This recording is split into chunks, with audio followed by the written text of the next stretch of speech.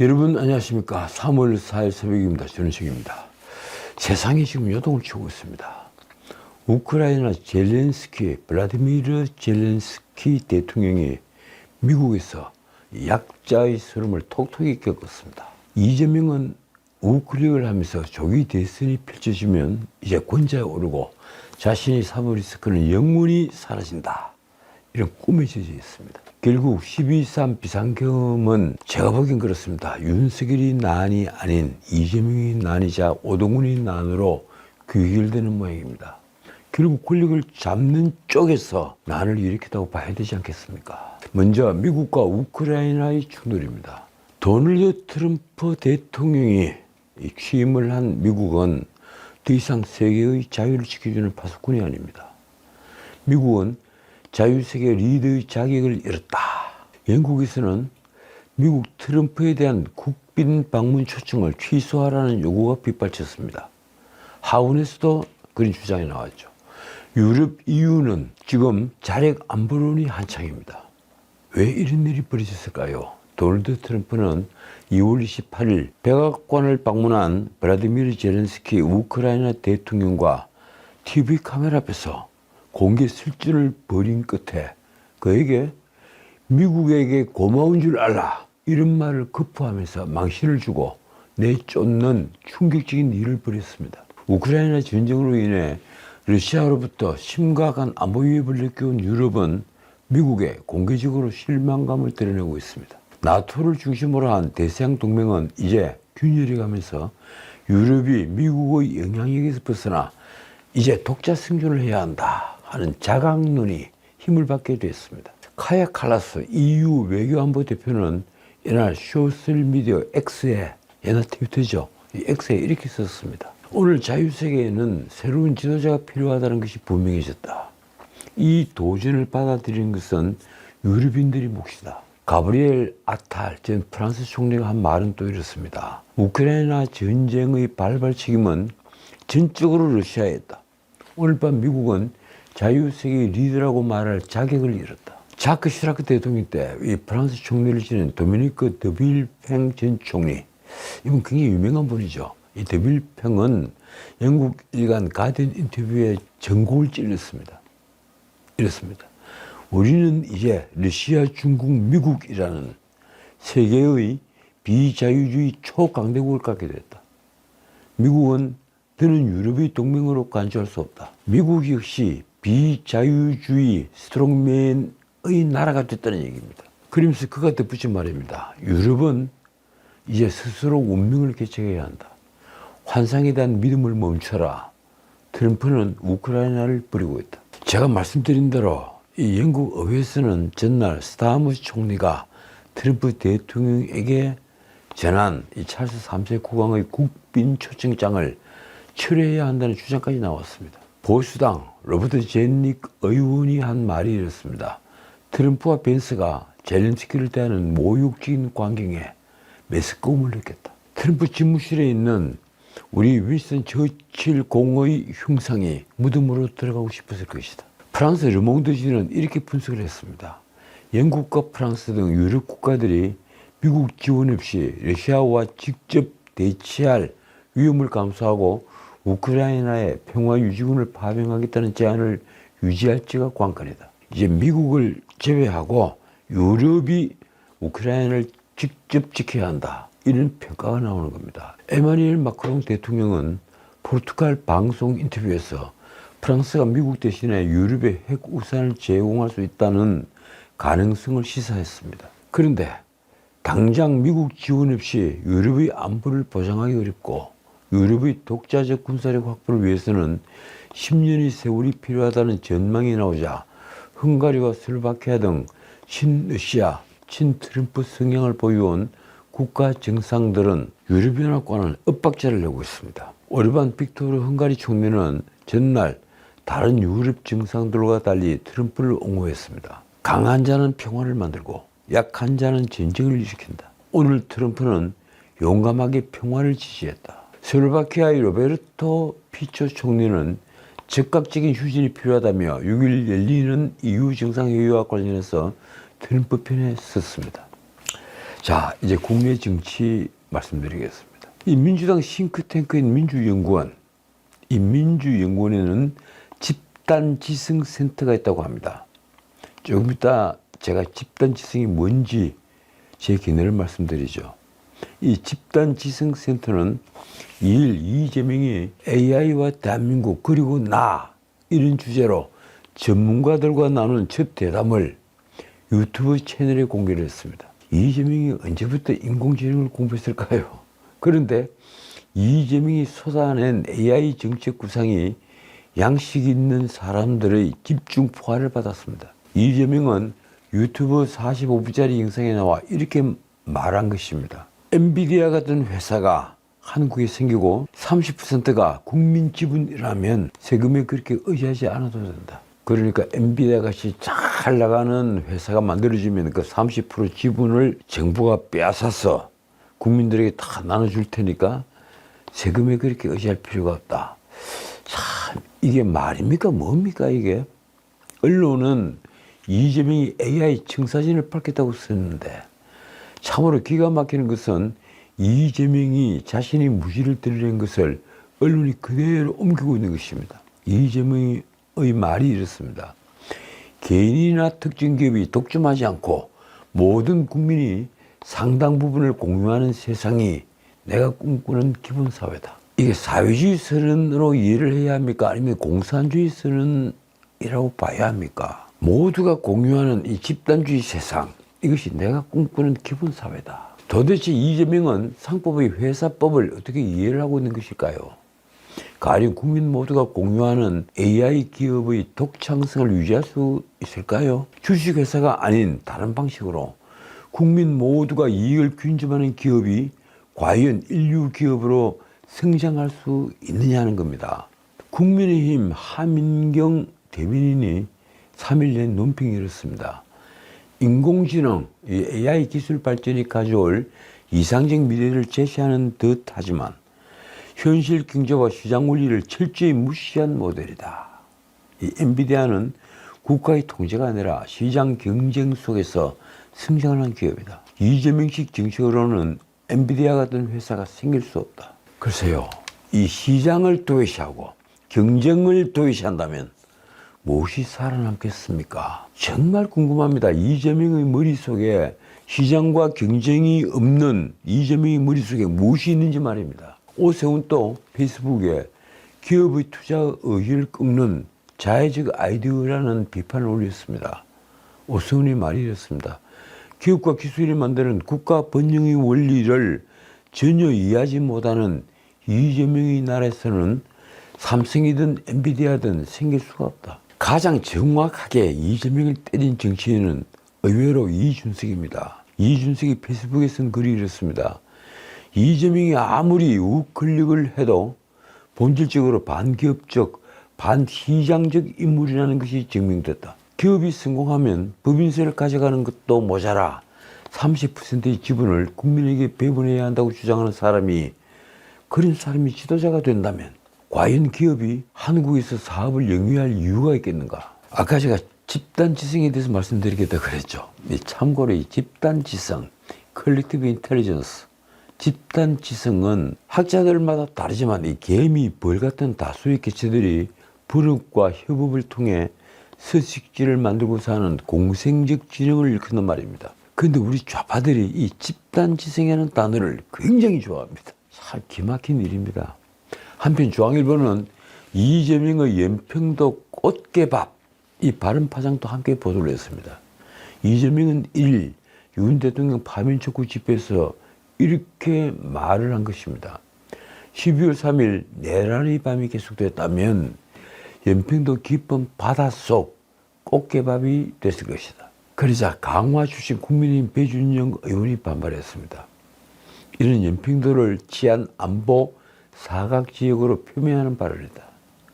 꽃게잡이를 주요 생업으로 하는 연평도 주민들을 안중에 두지 않는 말이다. 자, 그런데 어제 오늘 제가 만난 사람들은 하나같이 헌법재판소 평의가 어떤 결론을 낼지 아주 궁금해하고 있습니다. 헌법재판소 판결이 시작이 된다면 어떤 결과가 나올 것인가? 솔직히 8명의 헌법재판관 중에 적어도 4명, 거기에 중도 보수 성향으로 원칙주의자로 알고 있었던 김영두 재판관도 이제 인용 의견이라면 결국 남은 재판관 정영식, 김복형, 조한창 이 세 분의 재판관의 손에 윤석열 대통령의 운명이 달렸다는 분석이 많습니다. 그러니까 이 세 분 중에 한 분만이라도 배반을 한다면, 등을 돌린다면 6대2가 되어서 윤석열 대통령은 파면 결정을 받을 겁니다. 그래서 현재 8인 체제에서 5대3이니까 40여 명의 좌파 진영은 운명을 걸고 있다는 것입니다. 말하자면 최상목 권한대행이 과연 40을 임명할 것인가? 여기에 윤석열 탄핵 여부가 걸린 것입니다. 40을 임명해도 변론갱신에 우리는 한 달 정도 걸린다고 봤는데 갑자기 대법원이 형사소송법 규칙을 바꿔서 아주 간이 절차로 한 일주일이면 변론갱신이 가능한 것으로 만들었다고 합니다. 그래서 40을 임명할 것인가? 이걸 모두가 주시하고 있습니다. 고려대 로스쿨 장영수 교수는 이렇게 말을 합니다. 알려진 정치 성향과 인용 기각 여부가 일치를 한 이진숙 방송통신위원장 탄핵 선고를 보면 재판관이 자신의 이념에 따라 결정하는 것 아니냐 하는 의혹이 불거질 수밖에 없다. 이를 불식하려면 탄핵 찬반 양측 모두가 동의할 만한 법리를 제시해야 한다. 말하자면 헌법재판관들이 법리에 따라서 탄핵을 인용하느냐 아니면 탄핵 소추안을 기각하느냐 이 여부를 결정하지 않고 자신의 이념과 정치 철학에 따라, 다시 말해 자신이 어디에 속했느냐 하는 진영 논리에 따라 인용과 기각 의견을 낸다는 것입니다. 설명하자면 이진숙 방통위원장에 대한 탄핵 소추안은 1월 23일 4대4로 기각 결정이 나왔죠. 방통위원장 임명 이틀 만에 탄핵 소추가 된 경우인데 4대4 결정이 나온 것은 탄핵에 이를 정도 위법 행위보다는 진영 논리에 따른 판단이었다는 것입니다.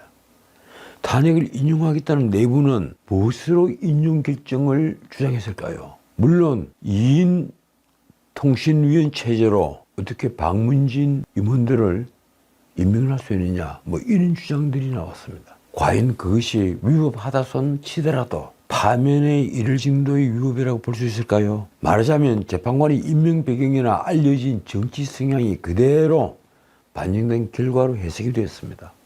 법리보다는 재판관이 어디에 속했느냐 이 결과로 해석이 된 겁니다.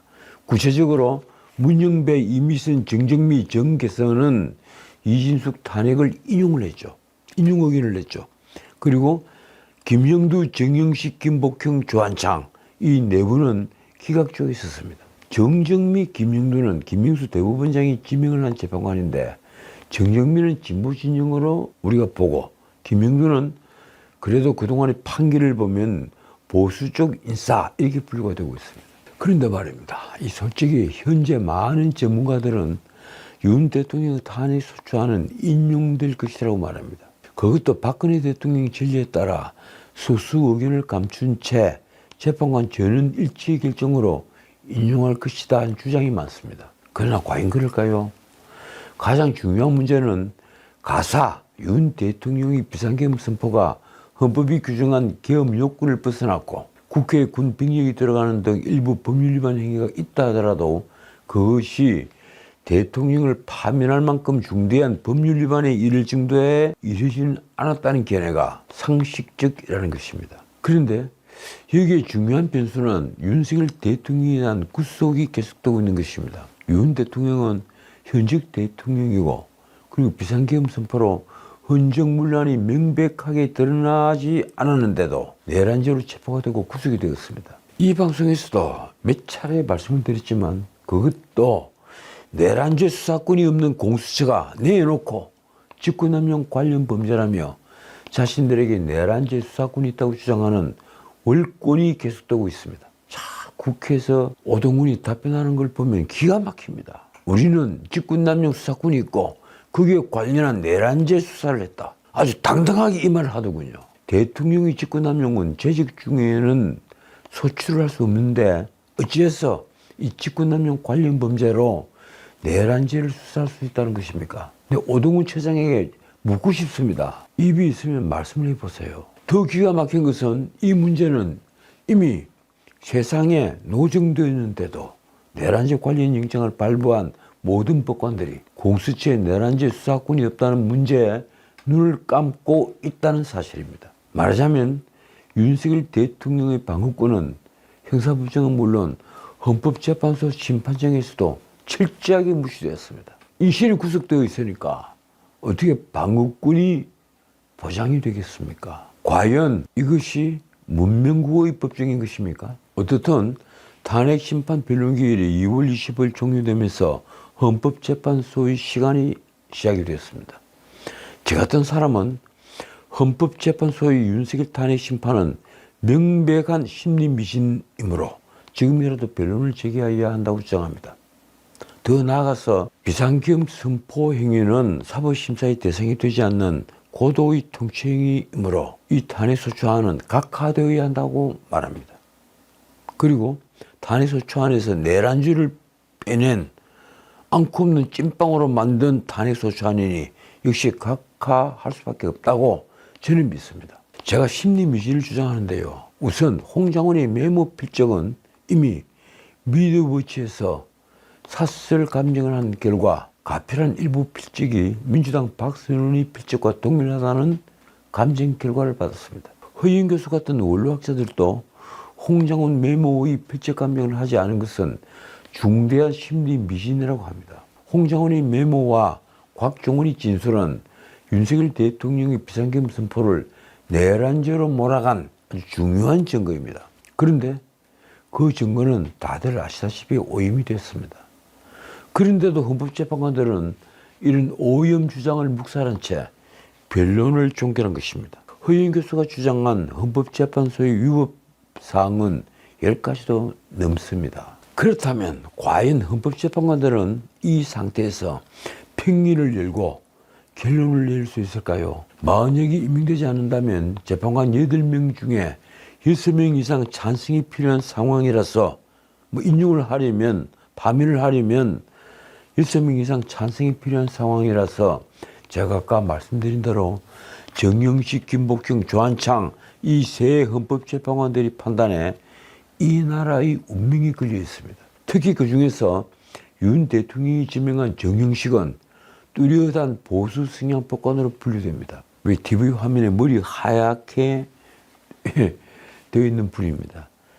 민주당은 인사청문 경과 보고서에 이념적 편향성 때문에 헌재 재판관이 정치적 중립성과 공정성을 기대하기 어렵다고 평가를 했습니다. 그래서 부적격 의견을 냈습니다. 탄핵심판 변론에서는 정영식은 홍장훈과 곽종근 진술이 허점을 여러 차례 지적하기도 했습니다. 김복형 재판관은 여성 재판관이죠. 이분은 보수 성향인 조희대 대법원장이 지명을 한 재판관입니다. 지난해 9월 국회 인사청문회에서는 탄핵이 정치적으로 악용돼서는 안 된다는 것은 명확하다. 이렇게 개인 의견을 밝히기도 했습니다. 조한창 재판관은 윤 대통령 탄핵소추안이 국회를 통과한 이후에 국민의힘 추천으로 재판관이 되었습니다. 이 세 재판관은 우원식이 최상목 권한 등을 상대로 낸 권한쟁의 심판 청구 결정에서 별개의 의견을 냈습니다. 권한쟁의 심판이 국회 의결 없이 청구한 것은 청구인 적격이 없어서 각하해야 하지만 국회가 마흔역 임명촉구 결의안을 낸 것으로 추인이 됐다는 의견입니다. 문영배 등 5명은 국회 의결이 필요 없다고 했으니 솔직히 그것보다는 그래도 나은 게 나라고 해야 할까요? 사실은 임명촉구 결의안 그것으로 추인되지 않는다고 봐야 합니다.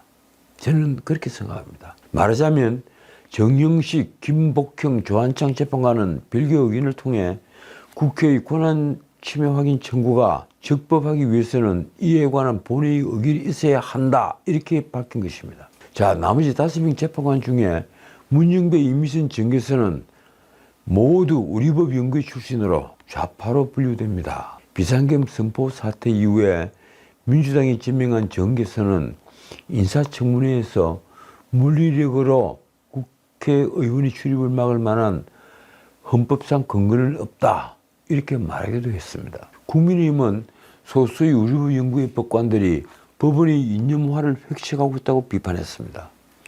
원내대표 권성동의 말입니다. 민주당과 우리부 연구의 출신 법관들의 정치사법 카르텔이 있다. 제가 보기에도 그런 의심이 됩니다. 정치사법 카르텔이 있는 것이 아닌가. 그렇지 않으면요, 12월 3일 비상계엄 선포 이후에 내란제 프레임을 뒤집어 씌우고, 그리고 수많은 장성들과 심지어 육군참모총장, 거기다 대통령까지 이 내란죄로 구속을 시키는 일이 어떻게 벌어질 수가 있습니까? 자, 어쨌든 헌법재판소 재판은 이른바 정치순환식 재판입니다. 교과서에 그렇게 실려 있습니다. 자유민주국가에서 헌법재판의 본래적 기능은 정치생활을 헌법의 규범적 테두리 속으로 끌어들임으로써 정치를 순환시키고 헌법을 실현함으로써 헌법을 보호하는 데 있는 것입니다. 정치순환식 재판에서 흔히 여론으로 표현되는 국민적 의견은 매우 중요합니다. 이 국민적 의견에 어긋나는 결정을 한다면 정치 자체가 민심을 왜곡하는 현상이 생기는 것입니다. 박근혜 대통령의 탄핵 심판 때도 이 헌법 위반 사실이 파면될 정도로 중대한지 이 문제에 대한 이견이 있었습니다. 당시 인용 정족수를 채우자 재판관들은 국론 분열을 막기 위해서라는 명분으로 소수 의견을 개진하지 않고, 제가 알기로는 한 2분이 됩니다. 근데 그 의견을 개진하지 않고 전원일치로 파면 결정을 내렸습니다. 당시 탄핵 찬반 여론은 국회 탄핵소추안 표결 때부터 헌법재판소 결정까지 8대2 정도로 탄핵 인용 결정이 우세했습니다. 그러나 지금은 다릅니다. 2월 27일 발표된 이 캐시대 리서치, 엠브레인 퍼블릭, 코리아 리서치, 한국 리서치, 이 4개 여론조사 기관이 조사를 한 전국 지표조사 NBS에 따르면 이 탄핵 찬성 비율은 54%, 기각 의견은 38%로 나왔습니다. 찬성 비율은 계속 줄어들고 기각 의견은 조금씩 늘어나는 상황입니다. 한국갤럽이 지난달 25일에서 27일 사흘간 조사한 결과도 비슷합니다. 윤 대통령 탄핵 찬성이 59%, 그리고 반대가 35%.